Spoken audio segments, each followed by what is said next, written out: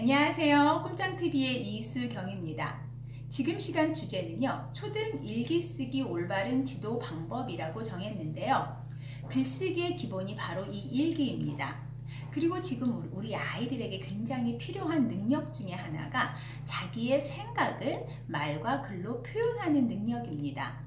그렇기 때문에 이 글쓰기 힘이 몸에 배인 아이들은 학년이 올라갈수록 다양한 평가에서 좋은 성과를 얻어낼 수 있는데요. 그렇기 때문에 아이들이 글을 배우는 초등학교 저학년 때부터 자기의 생각을 표현하는 이 훈련은 굉장히 중요합니다. 글쓰기에도 학년별로 쓰는 방법이 있거든요. 그렇다면 일기에도 당연히 아이들 발달에 맞춰서 쓰는 방법이 따로 있겠죠. 그래서 지금 시간은 아이들 학년군에 맞춰서 어떻게 일기쓰기 지도를 해줘야 되는지를 함께 좀 알아보려고 합니다. 먼저 초등학교 1, 2학년 일기쓰기 지도 방법입니다. 첫 번째, 정확한 표현보다는 자유롭게 표현할 수 있게 해주셔야 합니다. 이 시기의 아이들은요, 자기의 생각을 그러니까 글로 표현한다는 거 쉽지가 않아요. 그러니까 한글이 아직 익숙지가 않죠. 그렇기 때문에 일기를 쓴다라는 것 자체가 아이들한테는 굉장히 스트레스가 될 수 있어요.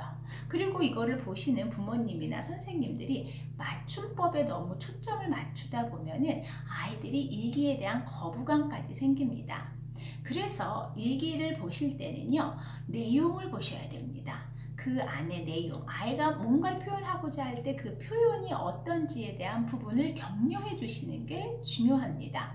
맞춤법이나 아이들의 그 글자가 이런 틀렸다라는 부분은 그 즉시 일기를 통해서 말씀하시는 게 아니라 일기를 통해서 아이가 틀린 글자가 있다라면은 그때 말씀하시는 게 아니라 따로 정리를 해서 아이가 국어 공부를 하거나 받아쓰기를 하거나 이럴 때 이때 이 자주 틀리는 글자를 이렇게 점검해 주시는 게 필요하지, 일기를 통해서는 맞춤법에 대한 부분을 지적하시는 게 그러니까 지적하지 않는 게 좋습니다. 두 번째는요, 그림이나 기호로 다양하게 표현하게 하세요. 그러니까 제가 첫 번째 말씀드린 것처럼 아이들은 글이 아직 익숙치가 않습니다. 그리고 자기의 생각을 문장으로 표현해서 문장으로 쓴다라는 게 굉장히 어렵거든요. 그래서 이때 아이들은요, 그림이나 무슨 기호나 자기가 좋아하는 이런 캐릭터 이러한 거를 표현하는데 자유롭게 두셔야 된다라는 거예요. 그래야만 자기의 생각을 마음껏 표현할 수가 있거든요. 그래서 그것뿐만 아니라 종이접기라든지 사진, 그림 이런 걸 최대한 활용하셔서 일기 쓰는 게 즐거운 시간이라는 거를 경험할 수 있게끔 해주시고, 일기는 꼭 글자로만 표현하는 게 아니다. 그런데 매일매일 너가 꼭 네의 생각을, 네가 경험한 거를 기록하는 게 중요한 거야 라는 거를 좀 초점을 맞추셨으면 좋겠습니다. 세 번째는요, 지식과 경험을 마음껏 표현하게 해라.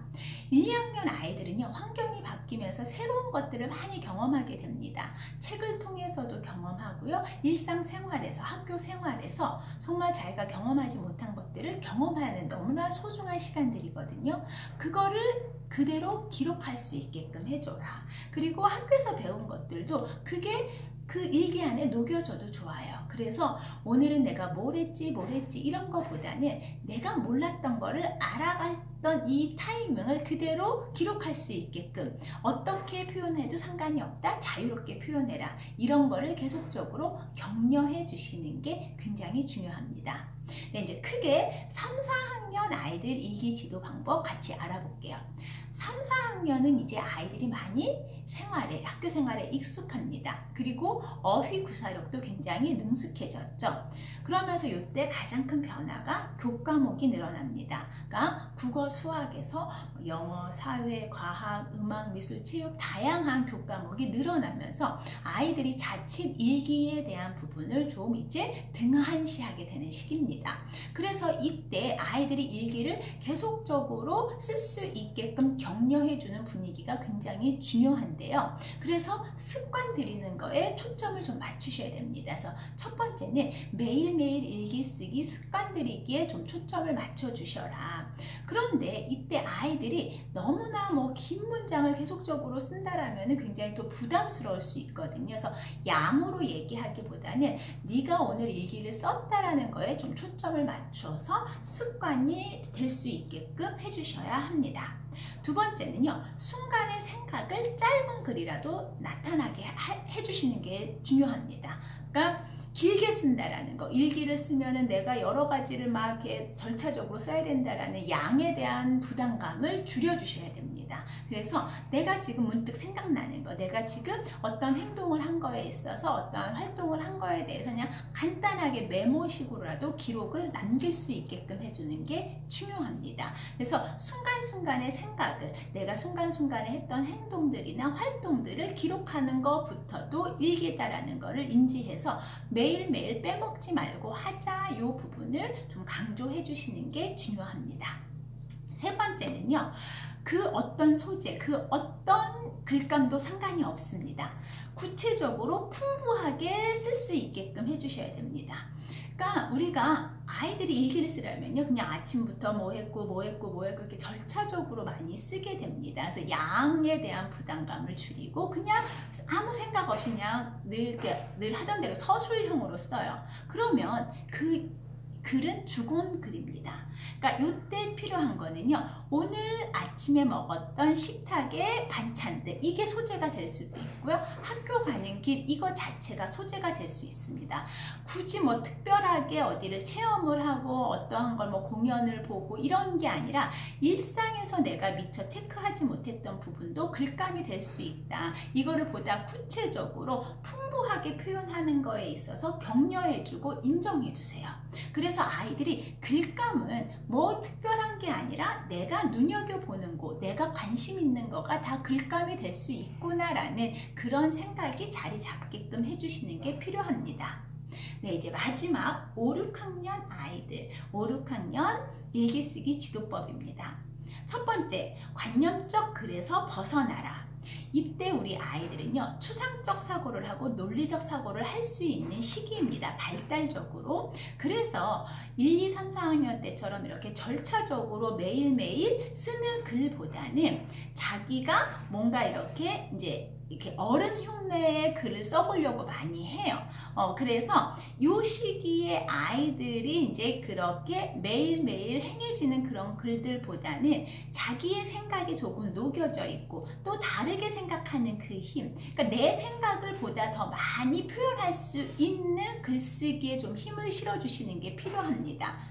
그리고 이 시기 때는요, 어휘력을 키워주셔야 됩니다. 그러니까 용어의 선택도 조금은 좀 어른스러운 용어들을 본인들도 좋아하지만 그런 거를 그냥 흉내내는 거칠의식의 그러한 어휘를 선택하는 게 아니라 고사성어라든지 속담이라든지 잘 쓰지 않는 용어들을 찾아서 자기 일상과 대비시킬 수 있는 그러한 어휘력을 키워주는 글쓰기, 일기쓰기로 좀 전환을 해줄 필요성이 있습니다.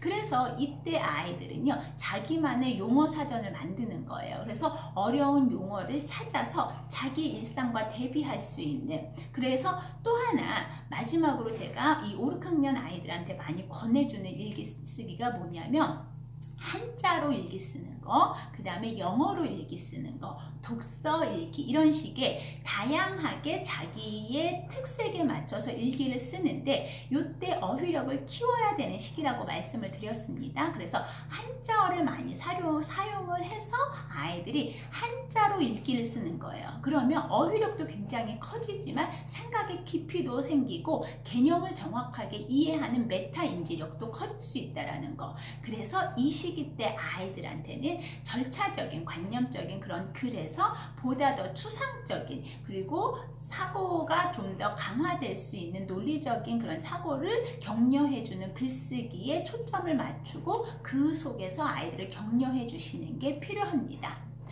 일기는요, 우리 아이들에게 글 쓰는 힘을 키워주는 굉장히 중요한 도구라는 거 꼭 기억하시고 우리 아이들이 올바른 일기쓰기 습관이 몸에 배일 수 있게끔 아이들 연령에 맞춰서 학년에 맞춰서 잘 지도해 주셨으면 좋겠습니다. 네, 그러면 지금 시간은 여기서 마무리하겠습니다. 감사합니다.